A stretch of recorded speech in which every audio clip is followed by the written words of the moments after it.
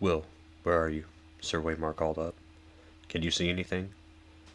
He was turning in a slow circle, suddenly wary, his sword in hand. He must have felt them, as Will felt them. There was nothing to see. Answer me. Why is it so cold? It was cold. Shivering. Will clung more tightly to his perch, his face pressed hard against the trunk of the sentinel. He could feel the sweat, sweet, sticky sap, on his cheek. A shadow emerged from the dark of the wood. It stood in front of Royce. Tall it was, and gaunt, and hard as old bones, with flesh pale as milk. Its armor seemed to change color as it moved. Here it was white as new-fallen snow, there black as shadow, everywhere dappled with the deep gray-green of the trees. The patterns ran like moonlight on water with every step it took.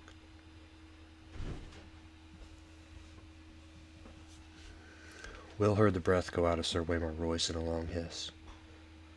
Come no further, the lordling warned. His voice cracked like a boy's. He threw the long sable cloak back over his shoulders to free his arms for battle, and took his sword in both hands. The wind had stopped. It was very cold.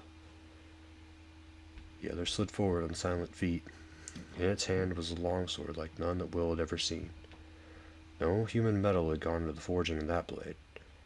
It was alive with moonlight, translucent, a shard of crystal so thin that it seemed almost to vanish when seen edge on. There was a faint blue shimmer to the thing, a ghost light that played around its edges. And somehow Will knew it was sharper than any razor. Sir Waymar met him bravely. Dance with me, then. He lifted the sword high over his head, defiant. His hands trembled from the weight of it, or perhaps from the cold. Yet in that moment Will thought he was a boy no longer, but a man of the night's watch. The other halted. Will saw its eyes, blue, deeper and bluer than any human's eyes, a blue that burned like ice. They fixed on the longsword, trembling on high, watched the moonlight running cold along the metal. For a heartbeat he dared to hope.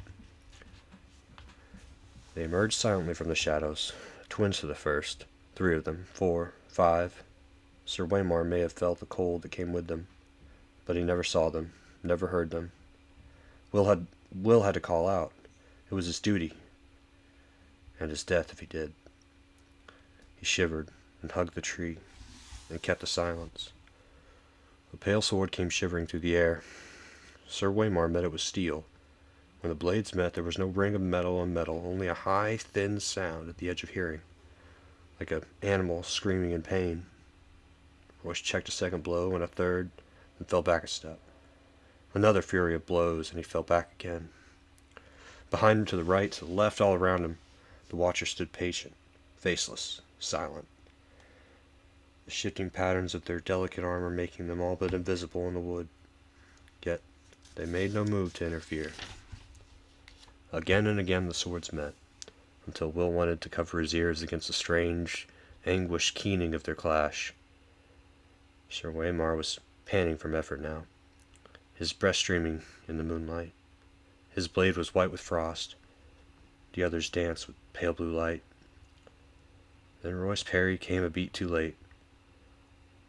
The pale sword bit through the ringmail beneath his arm.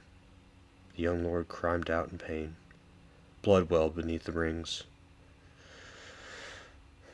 It steamed in the cold, and the droplets seemed red as fire where they had touched the snow. Sir Waymar's fingers brushed aside. His moleskin glove came away, soaked with red.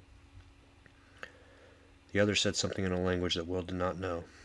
His voice was like cracking of ice on a winter's lake, and the words were mocking.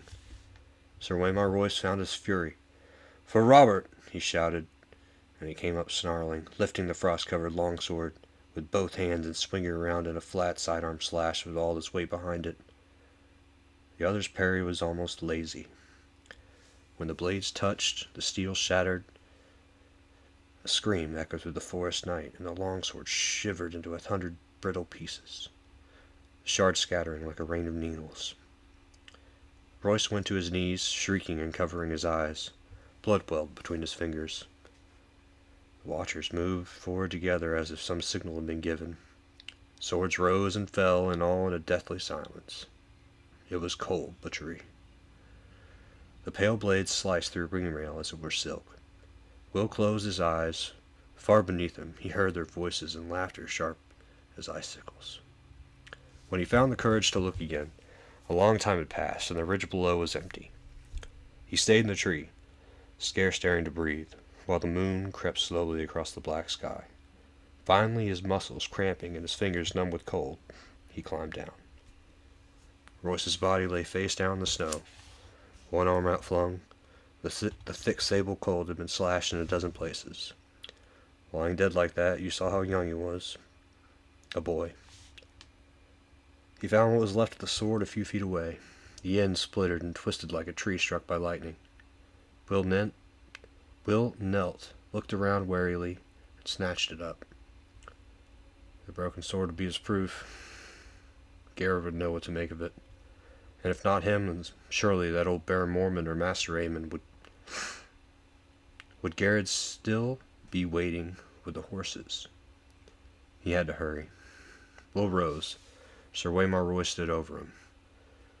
His fine clothes were a tatter, his face a ruin. A shard from his sword transfixed the blind white pupil of his left eye. The right eye was open. The pupil burned blue. It saw. The broken sword fell from nerveless fingers. Will closed his eyes to pray. Long, elegant hands brushed his cheek, then tightened around his throat.